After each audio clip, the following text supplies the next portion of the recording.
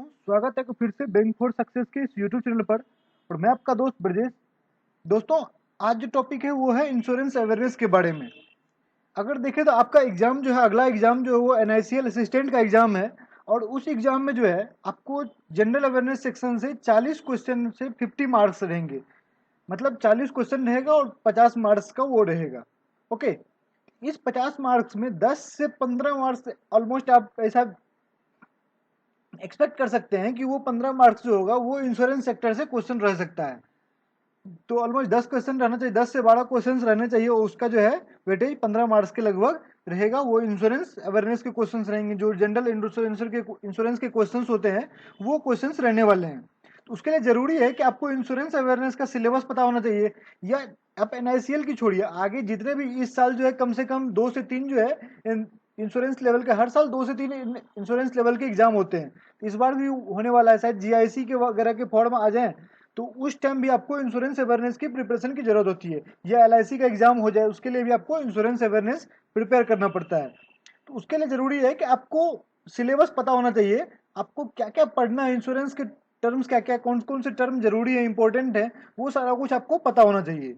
Okay, तो इसलिए ये वीडियो इंपॉर्टेंट है कि आपको आने वाले दिन में ये हेल्प करने वाला है आपके एग्जाम प्रिपरेशन में। ओके, चलिए शुरुआत करते हैं। दोस्तों, उससे पहले मैं एक बात बोलना चाहूंगा कि आप मेरे चैनल को सब्सक्राइब कर लीजिए। दूसरा, हमारा एक व्हाट्सएप का ग्रुप है, बैंक फॉर सक्सेस का मैंने ग्रुप क्रिएट किया है। तो वो ग्रुप आप ज्वाइन कर सकते हैं ताकि हम लोग जब भी नए वीडियो बनाएं और उसमें उस चैनल में वीडियो पोस्ट कर देंगे ताकि आपको उसका नोटिफिकेशन मिल जाएगा और आप उसी टाइम पर उस वीडियो को देख सकते हैं। दूसरा, कि जब भी जैसे करंट अफेयर्स हो, डेली करंट अफेयर्स होते हैं, तो इंपॉर्टेंट करंट अफेयर्स या मुझे कोई स्टडी मटेरियल में इंटरनेट पर मिलता है मुझे, तो वो उसी टाइम पर मैं सर्च आपको व्हाट्सएप ग्रुप में सेंड कर दूंगा तो आपको सभी को मिल जाएगा। या कोई मॉक पेपर वगैरह मिलते हैं मुझे तो मॉक पेपर वगैरह मैं उसमें शेयर करता रहूंगा। तो ये एक तरह से इंपॉर्टेंट रहेगा, आप उसको ग्रुप को ज्वाइन कर लीजिएगा। तो ओके, और ये फर्स्ट कम फर्स्ट बेसिस पर है। कुछ दिन के बाद जो है मैं ग्रुप को जो है ग्रुप में लिंक को डीएक्टिवेट कर दूंगा। तो फिर आप ग्रुप लिंक से ज्वाइन नहीं कर सकते, ग्रुप में ज्वाइन नहीं कर सकते। इसलिए आप जितनी जल्दी ज्वाइन करेंगे उतना आपके लिए बेनिफिशियल रहेगा। ओके, चलिए अब शुरुआत करते हैं इंश्योरेंस के बारे में। बेसिकली इंश्योरेंस है क्या? Insurance is an agreement in which a person makes regular payment to a company and the company promises to pay money if the person is injured or dies, or to pay money equal to the value of something such as house or car if it damaged, lost or stolen, or a risk transfer mechanism that ensures full or partial financial compensation for the loss or damage caused by event beyond the control of insured party। कहने का मतलब है कि आप एक particular amount जो है premium पे करते हैं, चाहे अपने लिए या आप जो कोई सामान आपसे जो बिलोंग्स करता है, चाहे वो आपका घर हो, मोटर बाइक हो, या किसी और चीज के लिए जो है आप पे करते हो, प्रीमियम पे करते हो, एक फिक्स प्रीमियम पे करते हो कुछ पर्टिकुलर टाइम के लिए, मेच्योरिटी पीरियड के लिए। उस टाइम तक जो है आप जो उस कंपनी को जो पे करते हो तो वो एक तरह से इंश्योरर है आपका। और आप जिस चीज को इंश्योरेंस करवा रहे हो, जिस चीज का, वो इंश्योर्ड हुआ।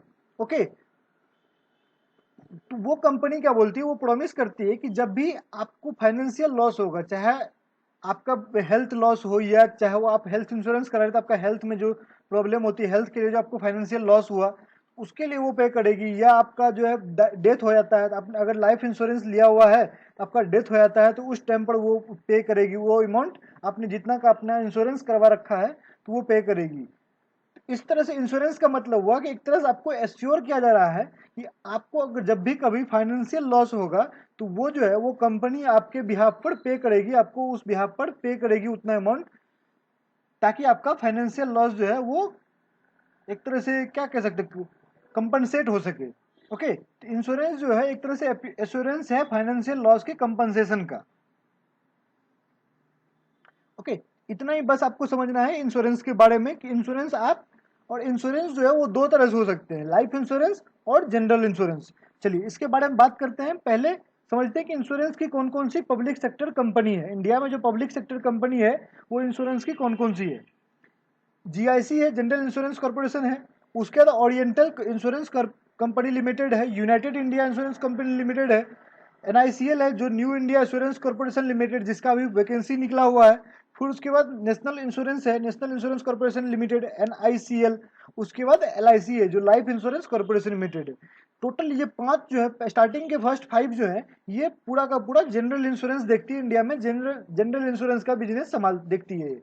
ओके। दूसरा जो है, जो LIC है, वो life insurance corporation of India limited है, तो वो लाइफ इंश्योरेंस के जितने भी पॉलिसी होते हैं पब्लिक सेक्टर में वो देखती है। ओके।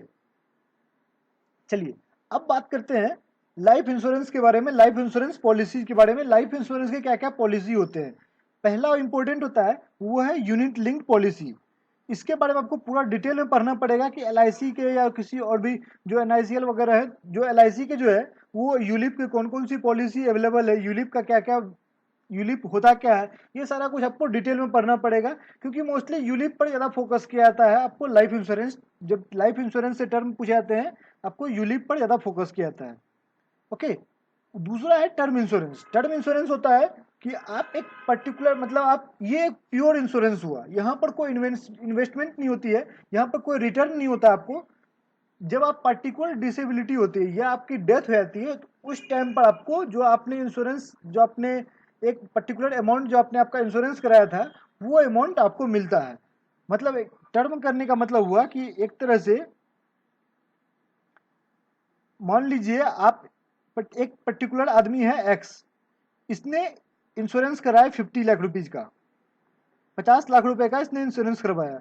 इस 50 लाख में अगर ये, और इसने करवाया है 60 ईयर तक का, मतलब इसकी जो है मेच्योरिटी है 30 ईयर्स या 35 ईयर, टोटल 40 साल तक का मैक्सिमम मेच्योरिटी हो सकता है, 40 साल तक के लिए ये कर सकते हैं। मान लीजिए 30 साल का इन्होंने इंश्योरेंस करवाया, इनकी करंट एज है 25, तो टोटल ये जो है ये कवर मिलेगा इनको, ये कवर इनको मिलेगा 55 ईयर तक। ओके। 55 ईयर तक का इनको कवर मिलेगा कि 55 ईयर तक अगर इनको कुछ होता है तो ये जो है 55 लाख जो है, 55 लाख इनको मिल जाएगा। मतलब इनकी अगर डेथ हो जाती है, पार्शियल डिसेबिलिटी होती है, फुल डिसेबिलिटी होती है, उस कंडीशन में इनको 50 लाख रुपए या जो भी अमाउंट कंडीशन होगा, जो इंश्योरेंस की कंडीशन होगी, उसमें जो जो इंश्योरेंस की कंडीशन होगी उसके अनुसार इनको मिलेगा। ओके। अगर मान लीजिए इनको 55 साल में कुछ नहीं होता है, उस कंडीशन में इनका जो जो इन्होंने प्रीमियम भरा होगा, जो 500, मान लीजिए इनका मंथली 500 प्रीमियम है और ईयरली बेसिस पर ये 6,000 रुपये देते हैं, 6K जो है ये ईयरली बेसिस पर पे करते हैं, और इन्होंने 20 साल तक पे किया, मान लीजिए 20 साल तक इन्होंने पे किया, तो टोटल इन्होंने 1.2 लाख जो है इन्होंने पे किया। तो इनका 1.2 लाख का कोई रिटर्न नहीं होगा अगर इनको 55 के एज तक कुछ नहीं होता है। मतलब 55 या 30 साल का उन्होंने अगर किया था, अगर इनको 55 के एज तक कुछ नहीं होता, मतलब इनके कुछ नहीं हुआ, ये स्वस्थ पर्सन है, जीवित रह गए, तो फिर उनको 1.2 लाख में कुछ भी नहीं मिलेगा, ये इनका रिटर्न नहीं होगा। ओके। यही टर्म इंश्योरेंस है। अगर कुछ हो जाता है एक्स को, तो वो पूरा का पूरा 50 लाख रुपए, ये 1 करोड़ का उन्होंने कराया हो या 2 करोड़ का कराया हो, जो उन्होंने नॉमिनेट किया होगा, नॉमिनी जो होगा, उनको पूरा का पूरा मिल जाएगा। ओके। दूसरा है whole life insurance. Whole life insurance मतलब हो गया insurance plus investment.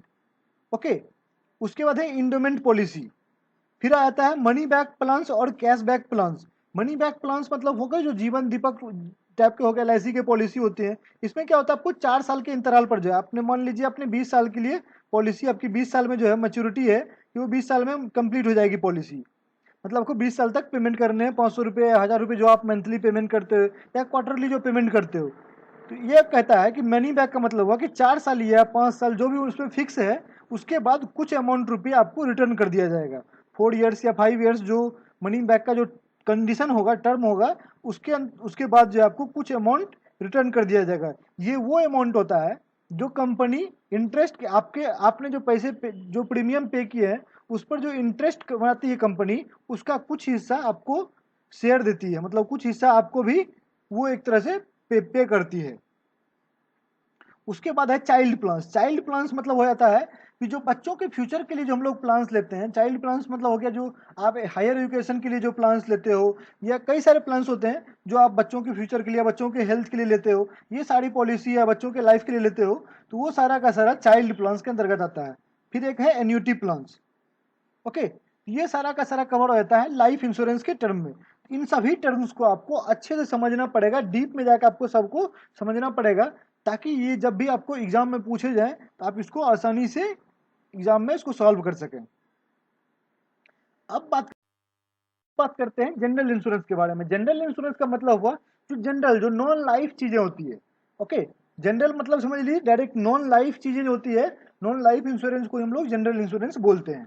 Auto, home, health, घर में अगर आग लग गई फायर इंश्योरेंस, कैटल इंश्योरेंस, उसके बाद एक्सीडेंट हो गए एक्सीडेंटल इंश्योरेंस होती है, या व्हीकल एक्सीडेंटल इंश्योरेंस होती है। एविएशन जो है, एविएशन इंडस्ट्री में भी एविएशन के लिए हेलीकॉप्टर वगैरह के, प्लेन्स वगैरह का जो इंश्योरेंस कराया जाता है, या मरीन्स वगैरह होते हैं उनके जो इंश्योरेंस होते हैं, वो सारा का सारा जो है वो जनरल इंश्योरेंस के अंतर्गत आता है। या जो न्यूक्लियर, जो मतलब न्यूक्लियर रिएक्टर वगैरह बनते हैं, तो उनके लिए जो उनको भी इंश्योरेंस करवाना पड़ता है कि उनके द्वारा जो डैमेज कॉस्ट होगा तो वो उनका इंश्योरेंस करवा लेते हैं। मान लीजिए 1500 करोड़ का जो है या 2000 करोड़ का जो है एक तरह से इंश्योरेंस हो जाता है। जनरल इंश्योरेंस कंपनी वगैरह जितने भी है वो प्रोवाइड करती है उनको इंश्योरेंस, कि जब भी एक तरह उनके द्वारा डैमेज कॉस्ट क्रिएट होगा तो वो पैसे जो भी डैमेज का होगा वो बियर करेगी। जैसे आप मान लो भोपाल भोपाल गैस त्रासदी हुई थी, उस टाइम पर जितने भी हुआ था तो वो जनरल इंश्योरेंस में आता है कि उस टाइम पर जो लॉस हुआ होगा वो जनरल इंश्योरेंस पे करेगी। या मान लीजिए आपके अपने हाउस का जो है, होम का अपना इंश्योरेंस करवा रखा है,